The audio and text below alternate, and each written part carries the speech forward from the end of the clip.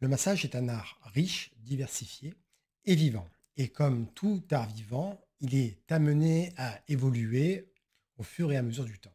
Le principe d'un massage fusion est de réunir les techniques de plusieurs massages ou de plusieurs disciplines du bien-être pour en faire un seul et même protocole. Donc d'où viennent les massages fusion?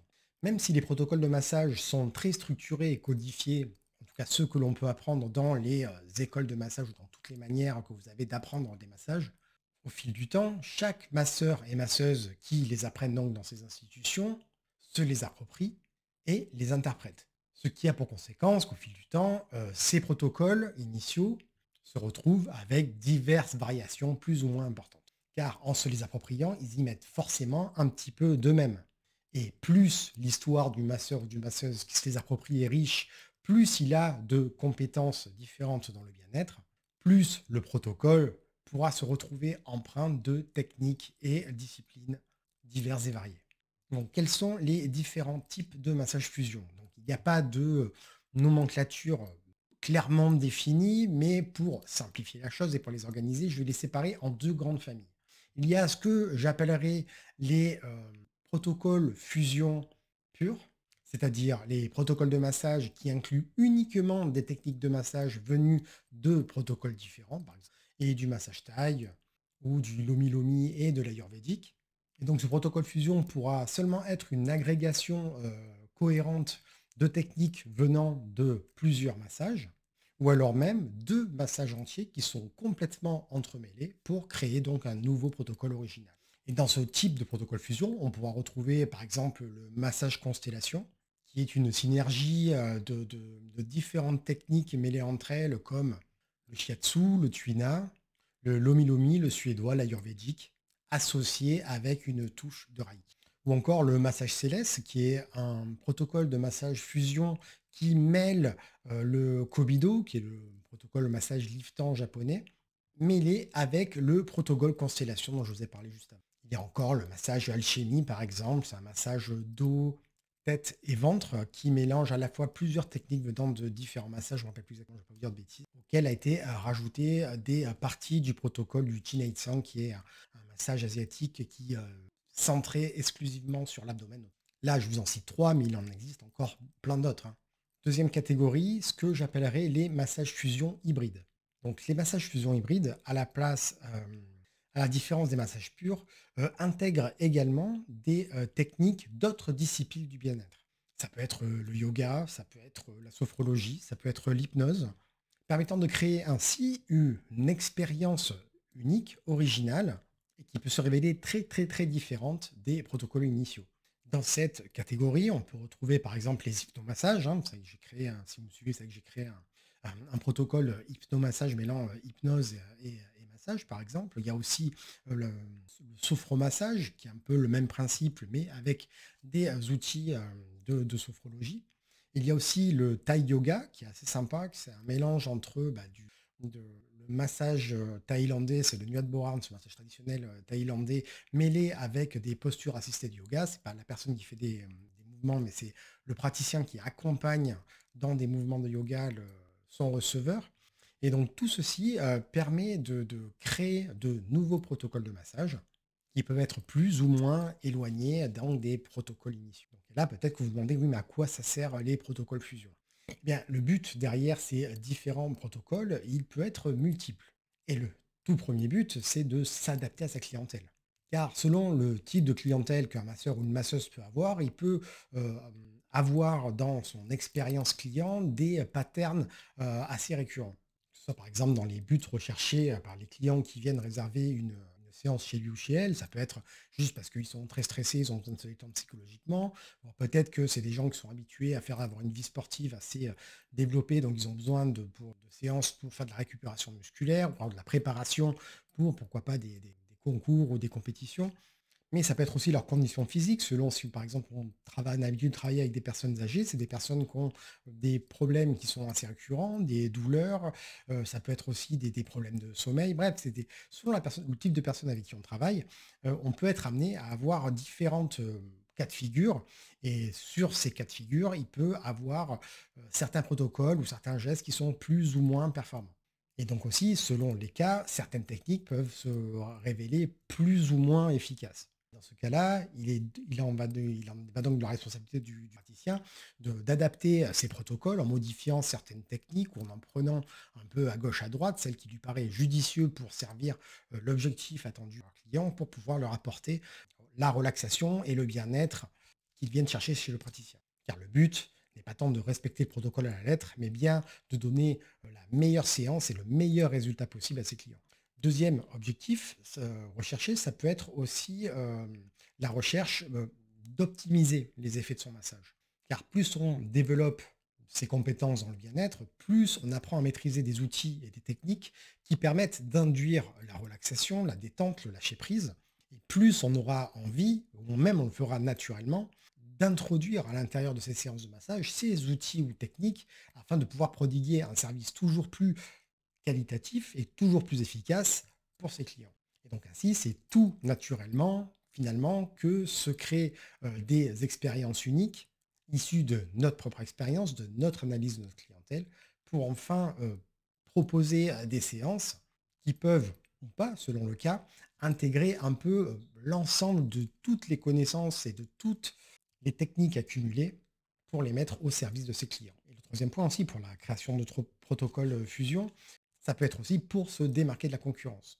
Donc, évidemment, le fait de créer un protocole fusion dans le seul but de se démarquer de la concurrence et de dire ah ben, j'ai créé un truc à mon nom, ça n'a aucun sens. Car le but d'un massage, encore une fois, c'est dans le but d'apporter satisfaction à ses clients. C'est pas du tout pour un côté égo ou même marketing ou commercial.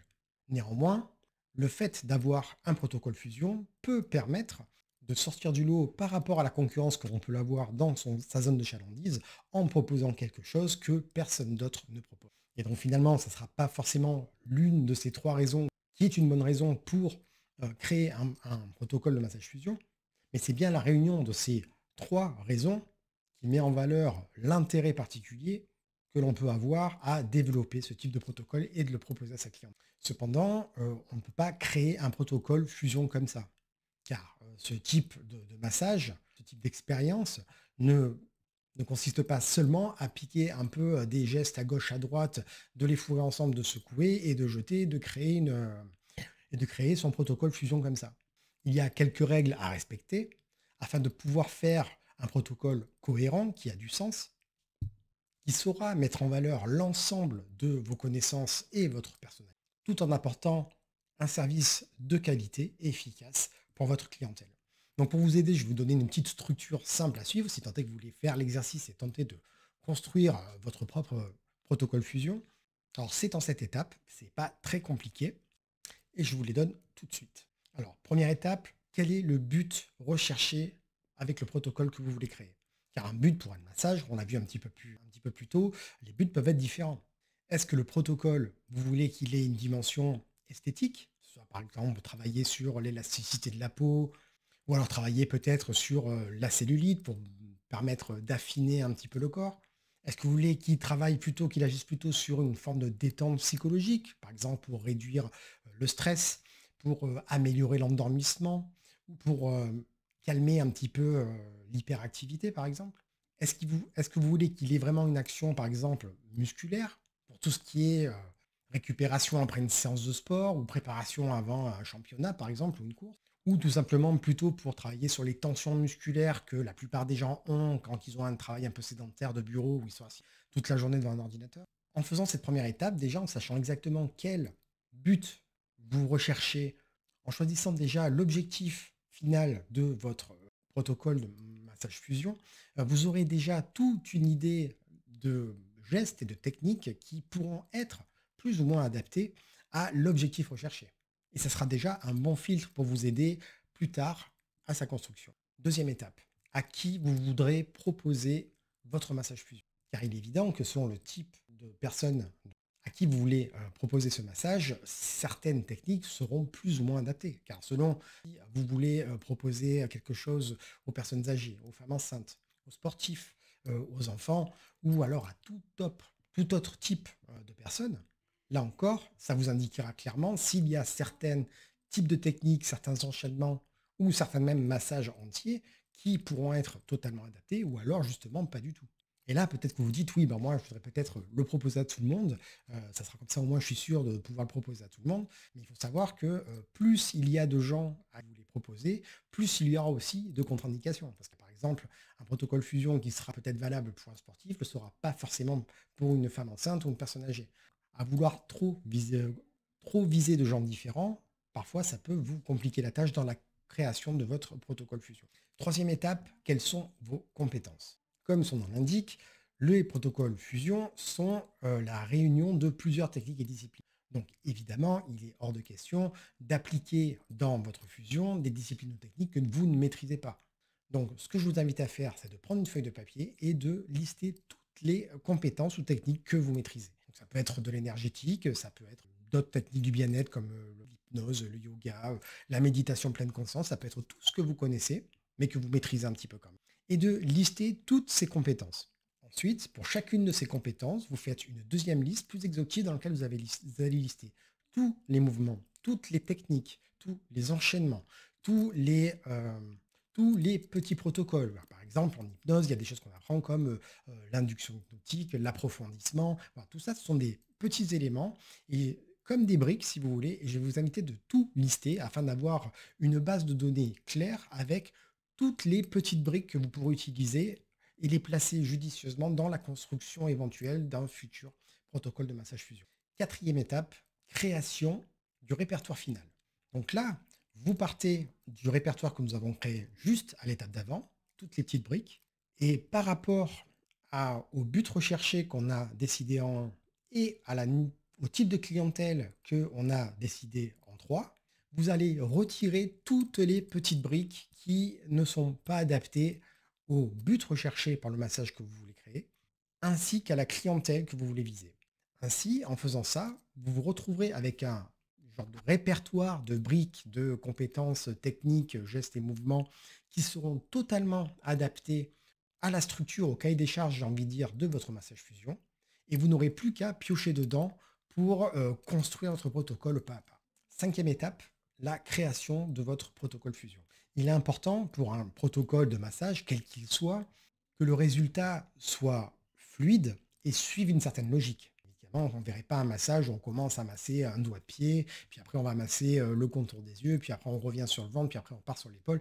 Il faut qu'il y ait une continuité, une certaine fluidité, une certaine logique, parce que c'est aussi ce qui permet de créer un mouvement qui contribue à favoriser le lâcher-prise de la personne et à donc l'accompagner dans une relaxation profonde et durable. Donc, choisissez un sens dans lequel vous voulez exercer votre protocole, un circuit. Après, le protocole peut cibler aussi que le visage, ou que le visage et l'abdomen, ou que le visage et les bras. Bon, ça, vous choisissez. Mais après, il faut qu'il y ait un sens et que vous vous y cantonniez. Une fois que vous avez le sens et les différentes parties et dans l'ordre dans lequel vous allez le faire, vous allez prendre vos petites briques et vous allez commencer à les mettre pour remplir chacune des parties. Comme ça, à la fin de cette étape, vous aurez déjà la version bêta de votre protocole de massage fusion. Étape 6, le test de votre protocole. Parce que même si, en théorie, le protocole ressemble maintenant exactement à ce que vous vouliez en faire, il peut avoir une différence entre vous, comment vous imaginez que votre clientèle va le ressentir et ce que ça va avoir comme effet, et dans les faits, ce que ça va réellement provoquer comme effet, et si votre clientèle va l'aimer ou pas. Et ça, la seule manière d'en être sûr, c'est de tester votre protocole. Donc moi, ce que je vous encourage à faire, c'est de prendre dans le type de clientèle avec qui vous voulez proposer ce protocole, de trouver plusieurs différents types. Par exemple, imaginons que c'est j'en sais rien, les sportifs, prendre quelqu'un qui soulève de la fonte, par exemple, qui fait vraiment du sport de force, peut-être quelqu'un qui fait du crossfit ou du vélo à côté, et de prendre différentes familles de cette famille-là, et de tester le protocole et de voir quelle est leur réaction, quels sont les effets, quels sont les retours des personnes sur qui vous avez testé, afin de pouvoir continuer à peaufiner votre massage fusion en rajoutant des briques, en enlevant, en modifiant, en augmentant la durée, par exemple, ou en la diminuant, justement, afin d'avoir le résultat le plus optimal sur tout l'éventail de la niche clientèle pour lequel vous aurez créé ce retour. À la fin de cette étape, vous arrivez sur la version finale de votre protocole fusion et il ne reste plus que maintenant à passer à l'étape 7, c'est la commercialisation. Il ne vous restera plus qu'à trouver un nom engageant mais parlant et d'en faire la promotion auprès de votre clientèle. J'ai une vision du massage très intégrative et très universelle. Et comme tout art, j'ai la conviction intime que le massage s'épanouit réellement à travers les mains et les personnalités de ceux qui le pratiquent. Et en ça, la création de nouveaux protocoles de massage, qu'ils soient fusion ou pas, est une étape logique dans la vie professionnelle de tout masseur et masseuse bien-être. Et même si, il est vrai, cela demande quand même une certaine expérience dans le milieu du massage et du bien-être en général pour réaliser de tels protocoles, je ne peux que encourager ce processus créatif. Car même en début de carrière, quand on n'a pas trop d'expérience, avoir ce cheminement intellectuel permet d'acquérir dès le début une certaine ouverture d'esprit, ainsi qu'une remise en question permanente et saine sur sa propre pratique. Une envie toujours renouvelée de découverte, de s'améliorer et de repousser toujours plus loin les frontières du massage bien-être.